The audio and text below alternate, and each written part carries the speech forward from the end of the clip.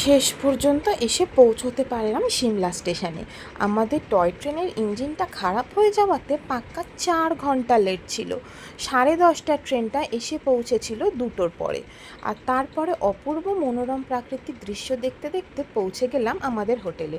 Taxi একটা stand থেকেই নিয়েছিলাম, ওটার রেট অবশ্য ওরাই ঠিক করে রেখেছিল 300 টাকা।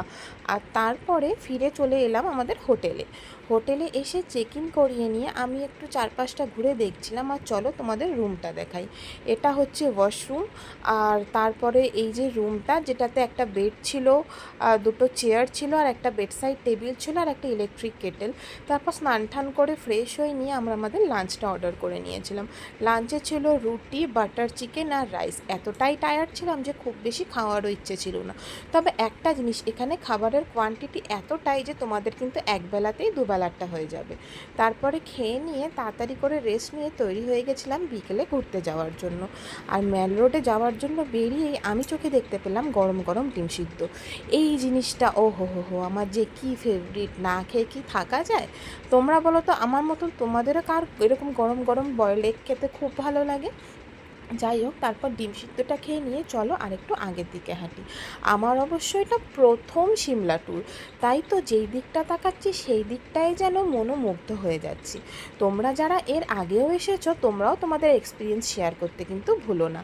যাই হোক, চারিদিকে কত দোকান, কত জিনিসপত্র। দেখতে দেখতে এগিয়ে যাচ্ছিলাম সামনের দিকে, আর হঠাৎ করে চোখে পড়লো এই অপূর্ব ড্রেসের দোকানটা। তবে একটা জিনিস আমি সাজেস্ট করব, যারা আমার মতন তোমরাও সিমলা ফার্স্ট টাইম যেতে যাচ্ছ, সিমলা থেকে কিন্তু কোনো শপিং করতে যেও না, কারণ জিনিসের মারাত্মক দাম। মানে শুনলেই তো ওরে বাবারে ভয় পেয়ে যাচ্ছিলাম।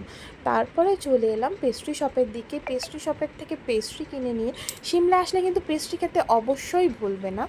চলে যাচ্ছিলাম আবার সামনের দিকে। আর এই যে সেই চার্চ, আর তারপরে একদম সিমলা ম্যাল রোডের মিডিল স্টপেজে খানিকক্ষণ বসে মন প্রাণ দুটোকেই জুড়িয়ে নিলাম। এরপর ফিরতে হবে আবার হোটেলের উদ্দেশ্যে।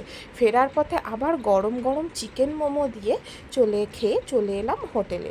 আর তারপরে ফিরে ওই যে বাটার চিকেনটা সকালে নিয়েছিলাম না অনেকটা কোয়ান্টিটি, ওটা আলুর পরোটা দিয়ে ডিনারটা কমপ্লিট করে নিয়েছিলাম। আর সাথে ছিল পেস্ট্রি। আর যদি ব্লগটা ভালো